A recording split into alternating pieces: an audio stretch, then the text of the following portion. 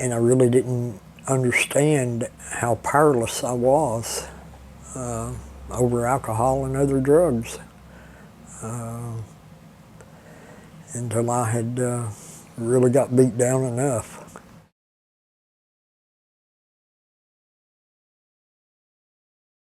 What's your name? I'm Robert James Tribble. And how long you been at this house? I've been in recovery resources since January of, I think, 22. Wow, it's a good run. Is it, I know you personally, but this is not your first attempt at sobriety? No, I have been in other recovery houses in the past and never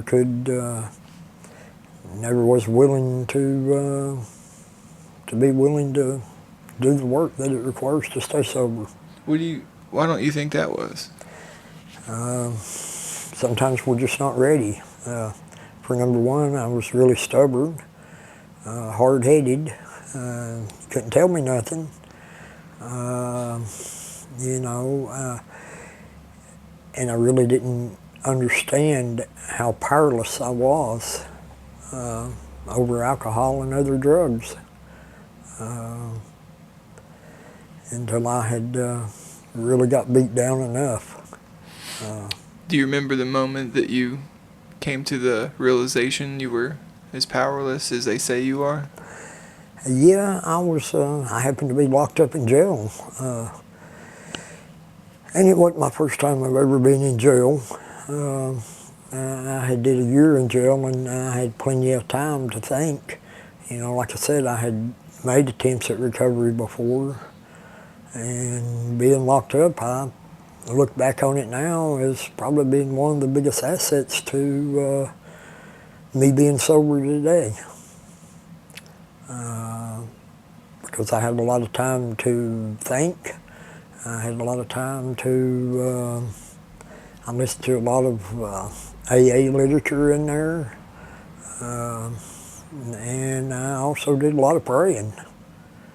That was genuine, that I meant. That, some of the things that I saw, I just knew I didn't want to continue to live my life like I had been living it.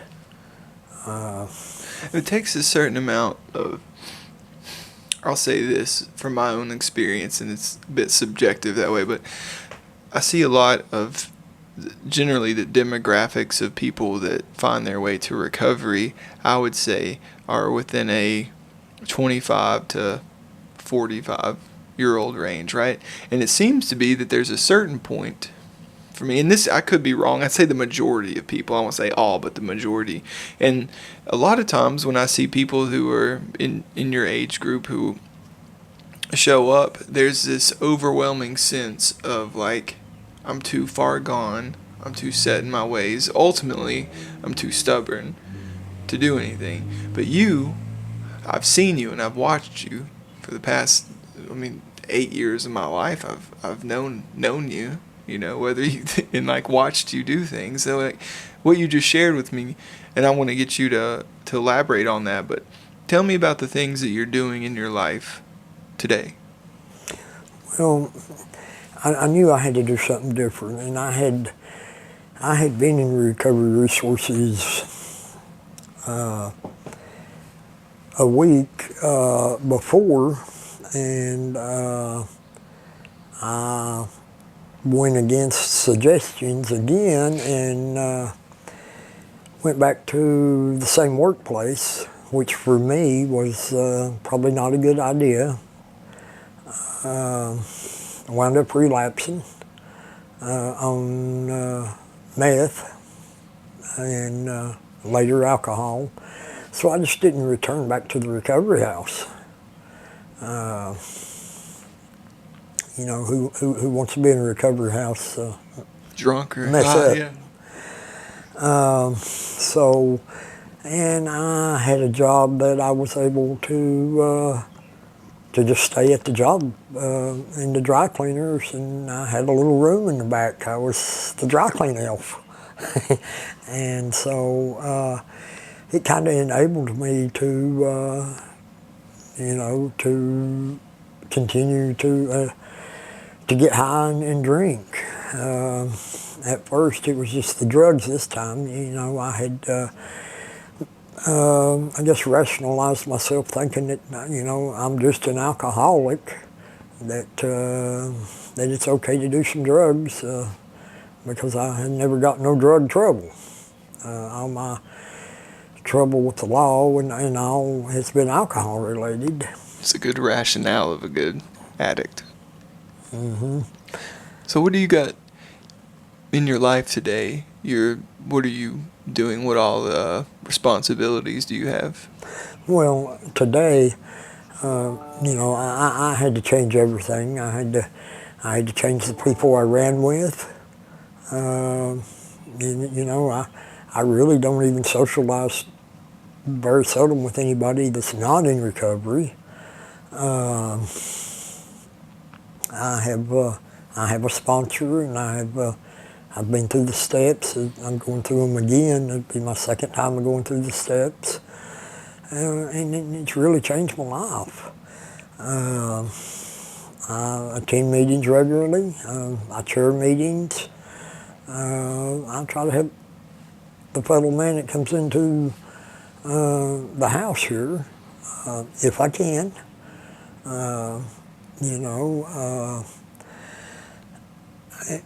And the biggest thing is that I pray, and I ask God every morning to help me not to take a drink or a drug, and to direct my way of thinking, just to be the man that He created me to be. And then in the book that you're referring to, it talks about that I pray that my thinking will be set on a course of, it's like, and over time, when as time passes, it'll become more and more evident that my thinking indeed has changed. Are you finding that to be true? Yeah, I mean, it's kind of hard to tell change in myself, but I realize I am not the same man that I was 27 months ago. My way of thinking is different. Not to say every day is a good day. I have bad days just like everybody else. It's just that I don't run to the liquor store or the dope man's house. I've got a different ways of dealing with it. And, a strong support system, a solid foundation is what really helped me a lot. And having a willingness to do what was suggested, Yeah, like the willingness that comes from a pain, of course, and then finding yourself in a community surrounded by a bunch of like-minded guys that are willing to, for better or worse, support you through what's going on. What do you, in this time, in the past 27 months, what has been, you think, the most challenging aspect of your life, your recovery? Well, I got involved with another program early on, the 180 program, because I didn't have a driver's license, and they help people that in recovery, find employment. I had to get away from the career I was in, so I had to be willing to change and do something different. And that was that was a big stepping stone. And I am so grateful that I did it. And another thing, really, it just amounts to my way of thinking, my perspective on things. If I've got a negative attitude about anything, I mean, I can be negative about anything, but I've always tried to, keep a positive attitude. Now that always don't, not to say that I don't have a bad attitude sometimes, but when I see that, you know, it's one of my character defects that I work on a whole lot, is my attitude. Because it's my attitude that, the way I look at things, you know, that can make my life better or it can make my life worse. And it can lead me back to a drink or a drug if I don't address my way of thinking. That's been like the hardest thing to encounter is Yeah. your own brain.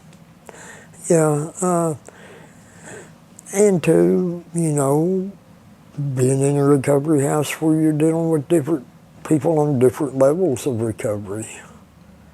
You know, all, and different, having different ideas. And I guess one of the biggest for me is being willing to listen to other people. You know, that my idea just may not be right all the time. That, you know, I'm not God. That's novel. You know, you know, regardless of my perception of God, I just know I'm not.